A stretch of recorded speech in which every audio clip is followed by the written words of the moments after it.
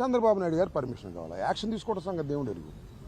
At least 2 రోజుల నుంచి మేము ప్రయత్నం చేస్తే 4 గంటలకి షార్ప్గా రమ్మని చెప్పి అంతకుముందు ఏమీ కవర్ చేయకోకుండా మేము 4 గంటలకు షార్ప్గా వస్తే మా రిప్రజెంటేషన్ తీసుకోవడానికి ఆయన లేకపోగా ఎడిషనల్ ఎస్పీకి ఇంట్రడ్యూ చేశారు, ఎండార్స్ చేశారు. That is okay. కానీ దిస్ ఈజ్ నాట్ ది వే.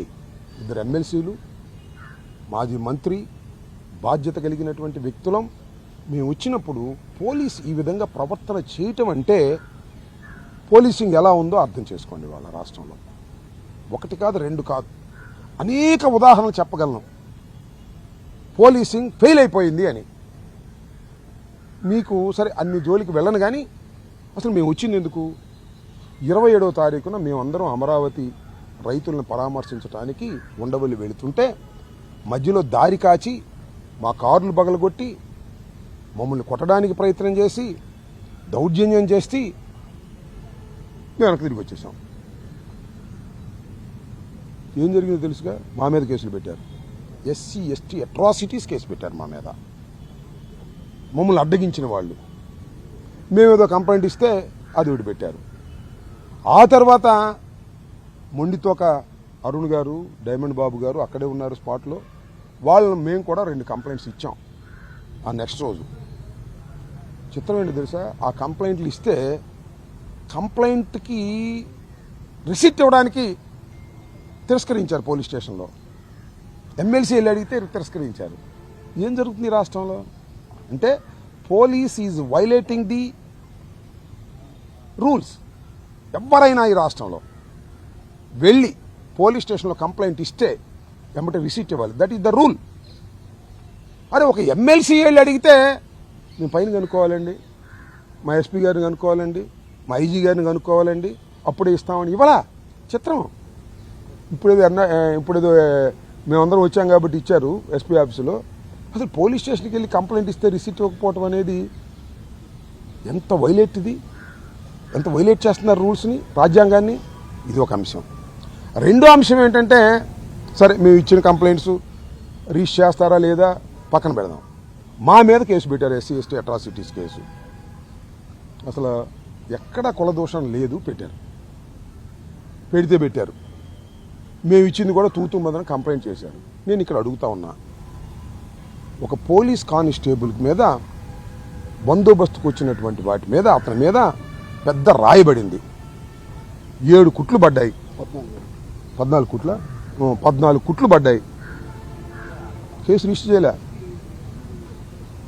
చేయలే. నిజం ఇది. No case has not been registered till now.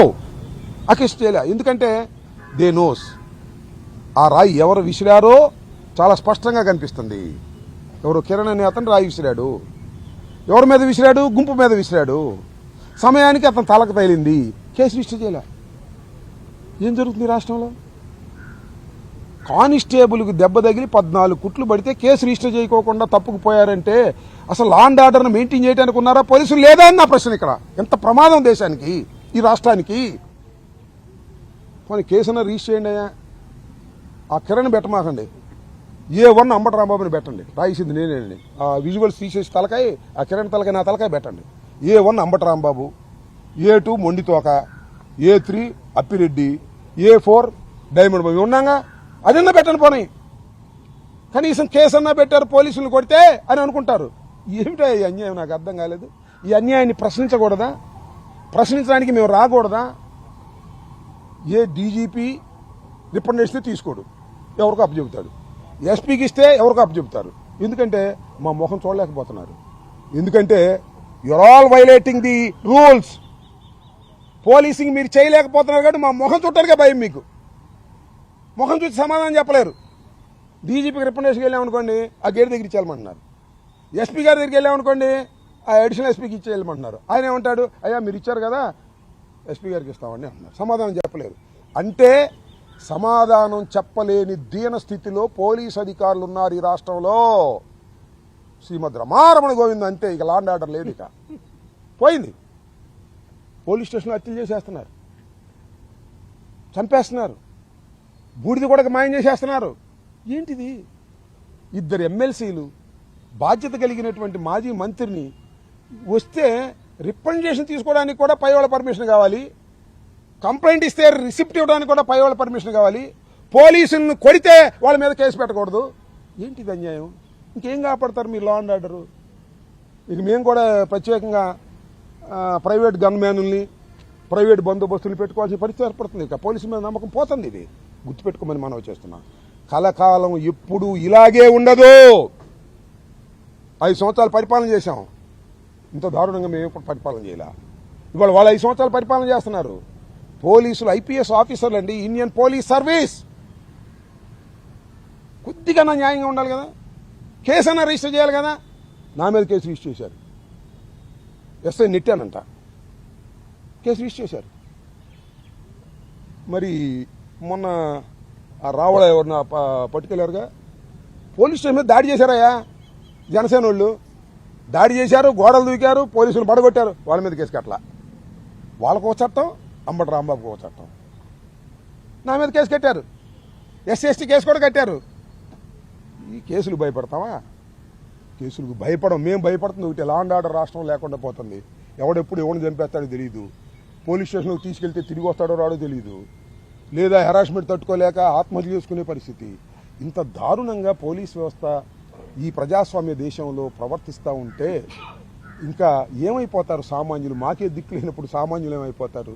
పంచాయతీలు చేసే పోలీస్ ఆఫీసర్లు బయలుదేరారు, రిప్రజెంటేషన్ తీసుకొని పోలీస్ ఆఫీసర్లు బయలుదేరారు. చాలా దుర్మార్గం. ఇప్పటికైనా నేను చెప్తున్నాను, నా మీద నిజంగా కేసు కట్టకూడదు అనుకున్నారంట. ఇక్కడ ఎవరున్నాం, పైనుంచి ఆదేశం వచ్చిందంట, రాంబాబు మీద కేసు పట్టకపోతే ఎట్టాగు, పోలీసులు నెట్టాడుగా కట్టండి అన్నారు. పోలీసులు కొడితే కేసు లేదు, పోలీసులు నెడితే కేసు, పోలీస్ స్టేషన్ గోళ్ళ దూకితే లేదు కేసు. అంబటి రాంబాబు లోకువా కేసులు పెడతారు. ఎవరు జడుతాడే మీ కేసులకి? ఎవడు జడవడు, లోపల పెట్టుకున్నా జడవ, గుర్తుపెట్టుకోండి. ఇలాంటి దుర్మార్గమైనటువంటి కార్యక్రమాలు ఇవాళ మీరు చేస్తున్నారు. ఇది సమంజసం కాదు. అంత మేరకు ఆలోచించండి. నేనేమి గవర్నమెంట్ కన్నా కూడా పోలీస్ ఆఫీసర్ని అడుగుతా ఉన్నా, ఐపీఎస్ ఇండియన్ పోలీస్ సర్వీస్ వాళ్ళు ఆలోచించండి. ఇది దుర్మార్గం. మీరు కనీసమైనటువంటి బాధ్యతలను కూడా చేయకపోతే సమాజంలో అరాచకం ఏర్పడుతుందనే విషయాన్ని దయచేసి గుర్తుపెట్టుకోమని ఈ సందర్భంగా చెప్పవచ్చు. Thank you. మరిన్ని అప్డేట్స్ కోసం ఛానల్ ను సబ్స్క్రైబ్ చేయండి. నోటిఫికేషన్స్ కోసం బెల్ ఐకాన్ పై క్లిక్ చేయండి.